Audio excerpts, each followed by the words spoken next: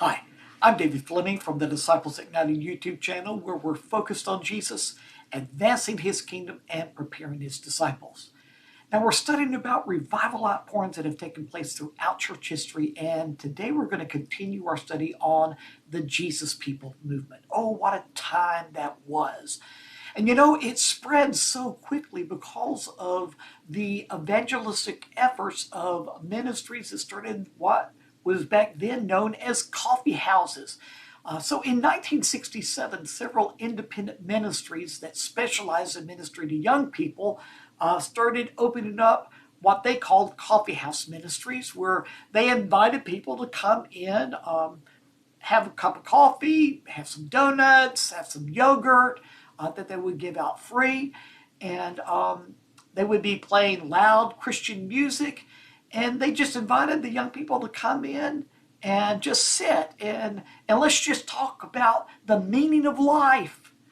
Boy, that was just a hook into these young people, because that was really what drove them.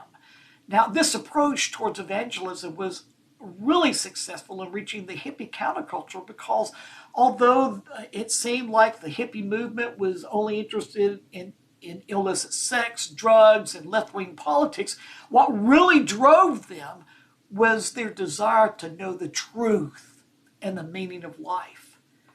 And so we see that these coffee houses sprang up all over the country, all over the United States, and even over into Europe, and were successful. Oh, how powerful they were in bringing young people to Jesus.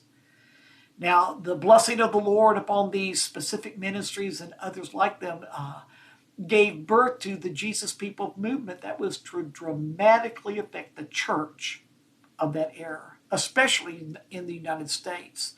Those who came to Jesus during the Jesus movement were zealous in their love for Jesus and his word, and fervent in their desire to talk to other people about Jesus. Let me tell you, I was saved during the Jesus movement, so I lived this. You wouldn't have 2 or 3 Jesus people joined together before within 3 to 5 minutes they were down on the ground with their Bibles opened up, having an impromptu Bible study. And if it wasn't a Bible study, they had their hands joined together praying for one another.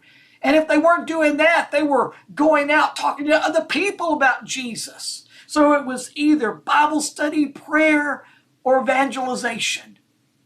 That's what drove us. We just had a love for Jesus.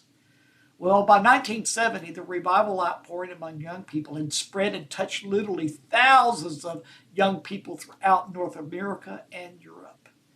Now, at first, as I shared yesterday, established churches were reluctant to accept the masses of young people that were coming to the Lord, because they just didn't fit the norm. I mean, they had long hair, tattered blue jeans, and untraditional, loud Christian music.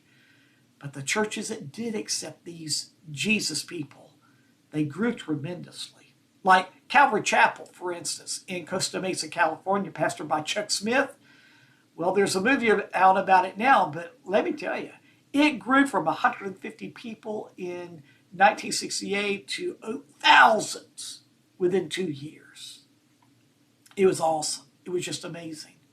Well, it wasn't long before the Jesus movement began to get national exposure, as some of the premier magazines of that day, like Life and Look and Time, began to have front page articles about Jesus and the Jesus people.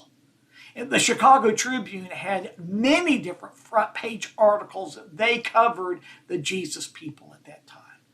So from hippie communes to college campuses to traditional denominational churches, young people were, as we called it back then, turned on to Jesus as the Spirit of God was moving in our lives.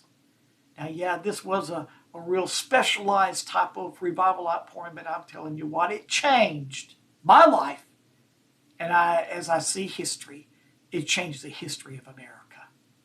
Thank God for the Jesus movement. I'll see you tomorrow.